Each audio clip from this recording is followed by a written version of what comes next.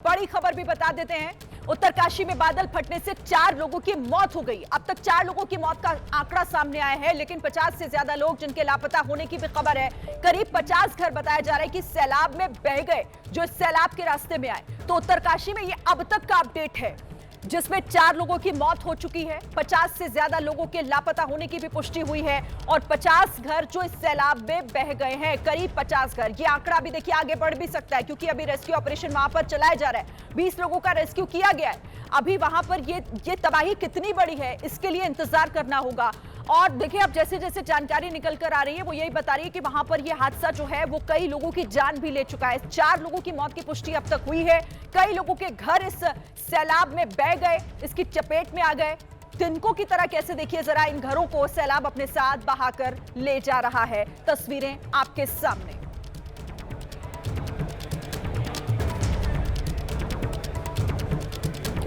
और हमारे साथ इस पर बात करने के लिए कई खास मेहमान और साथ ही हमारे सहयोगी भी जुड़ गए हैं। हमारे साथ लेफ्टिनेंट कर्नल मनीष श्रीवास्तव, प्रवक्ता है रक्षा मंत्रालय के। मैं सर सबसे पहले आप ही के पास आती हूँ और आप ही बता सकते हैं इस वक्त हमारे दर्शकों को कि क्या कुछ जानकारी मिल रही है, क्योंकि तस्वीरें वाकई डरा देने वाली हैं कि कितनी बड़ी तबाही वहां पर हुई है। जी, ये मैं आपको बता देता हूँ। सुबह जो, जैसे मैंने पहले बताया था कि सुबह तकरीबन दोपहर में 1:45 बजे ये हादसा हुआ है और 15 मिनट में सेना की आईबीएच ब्रिगेड के तकरीबन 150 लोगों ने मोर्चा वहाँ संभाल लिया था रेस्क्यू एंड रिलीफ ऑपरेशन के लिए। ये rescue and relief operation continue हो रहे हैं तब से, और तब से जैसा आपने बताया कि 20 लोगों को अभी तक बचा लिया गया है। इसके साथ ही जितने भी सीनियर अधिकारी वहाँ पे हैं रेस्क्यू एंड रिलीफ ऑपरेशंस में, वो पर्सनली उसको मॉनिटर कर रहे हैं। कमांडर आईबीएच ब्रिगेड और लखनऊ से सेंट्रल कमांड के आर्मी कमांडर भी इसको पर्सनली मॉनिटर कर रहे हैं।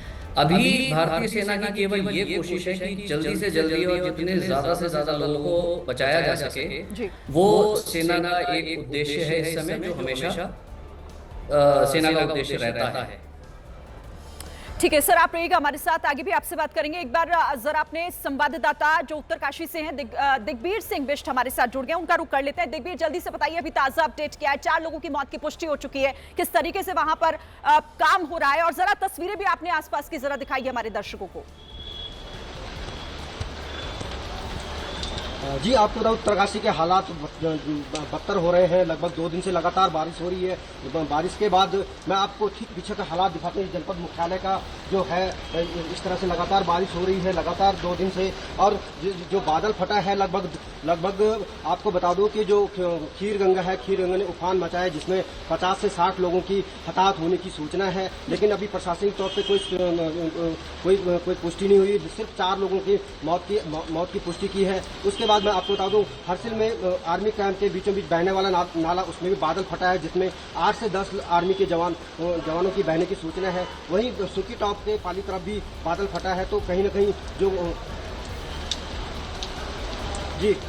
जी दिग्बीर, जिस तरह से आप देख रहे हैं, जो मौसम है, मौसम लगातार बना हुआ है। 2 दिन से लगातार बारिश हो रही है। और मैं ठीक दिखा सकता हूँ, अपने कैमरामैन को थोड़ा ऊपर तक दिखाएं, जहाँ तक लगातार बारिश हो रही है और बादल लगे हुए हैं। और झमाझम बारिश के बाद जो रेस्क्यू कार्य है, उसमें भी कहीं न कहीं दिक्कतें आ रही है। और जो मार्ग है, गंगोत्री नेशनल हाईवे, लगभग 3 से 4 जगहों पर पूरा अवरुद्ध हो रखा है। नेताला के पास दलदल आने से मार्ग बंद पड़ा है। बिशनपुर पड़ा है और मनाली के पास मार्ग बंद पड़ा है। वही आपके टॉप में मार्ग बंद पड़ा है।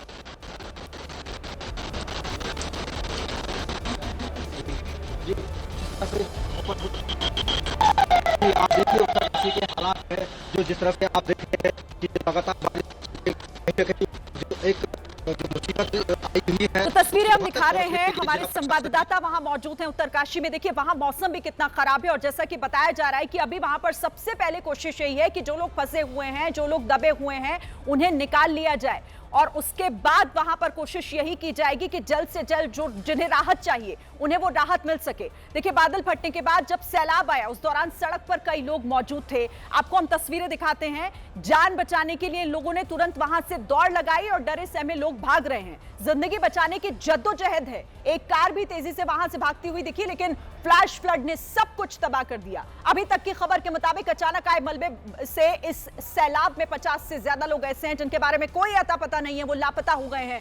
आशंका है कि इन लोगों को बाढ़ के बाढ़ अपने साथ बहाकर कहीं ले ना गई हो। हालांकि यह आंकड़ा अभी और बढ़ सकता है। कितना नुकसान हुआ है इसकी अभी तक आधिकारिक जानकारी नहीं मिल पा रही है, लेकिन इतना तय है कि तबाही तो यहां पर भयानक हुई है, जिसका असर हम देख भी रहे हैं लगातार तस्वीरों में। तो 4 लोगों की मौत की पुष्टि और सबसे पहले वहां पर रेस्क्यू ऑपरेशन चलाया जा रहा है, क्योंकि कितने लोग इसमें दबे हैं, कितने लोग यहां पर इस सैलाब की चपेट में आए हैं, कितना नुकसान हुआ है, ये अभी कुछ भी कहा नहीं जा सकता। क्योंकि सबसे पहले कोशिश यही है कि जिन्हें मदद की जरूरत है, जो इस सैलाब में हताहत हुए हैं, उन तक रेस्क्यू टीमें पहुंचे और उन्हें वहां पर राहत पहुंचाई जा सके। देखिए, पानी आया और कुछ ही मिनटों के अंदर सब कुछ तबाह कर दिया। तस्वीरें आपको दिखाते हैं। लग्जरी गाड़ियां यहां वहां कबाड़ की तरह उल्टी पड़ी हैं।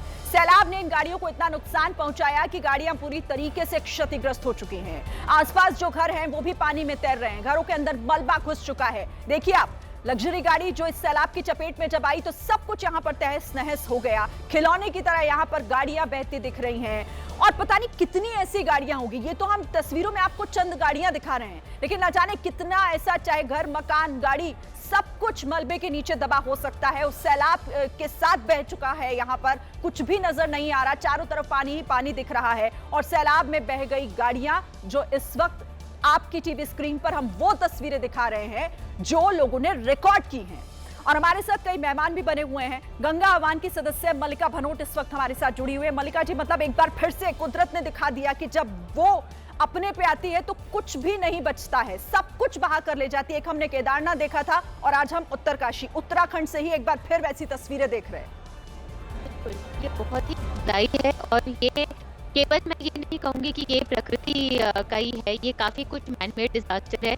प्रकृति का एक नेचुरल इवेंट है क्लाउड बर्स्ट, उसको आपदा बनाने में आदमियों का ही ज़्यादा उस पर इंटरवेंशन हुआ है, जिसके कारण ये अनरेगुलेटेड कंस्ट्रक्शन जो हम आज में भी देख रहे हैं धराली में, जो गार्ड गदेरों के पास 3-3 मंजिला इन लोगों ने खड़ी कर रखी हैं बिल्डिंग्स। आप मुझे बताइए कोई औचित्य है उसका? फ्लड जोनेशन नहीं है, गार्ड गदेरों में फ्लड जोनेशन करना जरूरी है।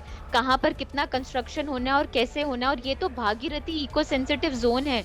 मैं आपको बता दूं कि ये केवल एकमात्र ऐसी 100 किलोमीटर गंगा है हमारे पूरे देश में, जो हमारी राष्ट्रीय नदी है गंगा, जहाँ पे गंगा नदी नैसर्गिक प्रवाह पर है, अपने ओरिजिनल प्रवाह पर है।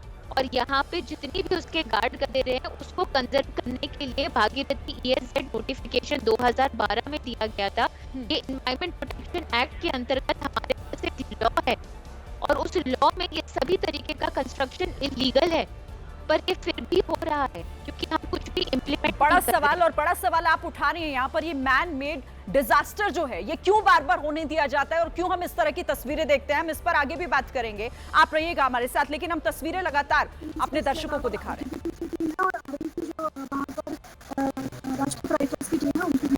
और जो नहीं पहुंच पाया और जो अभी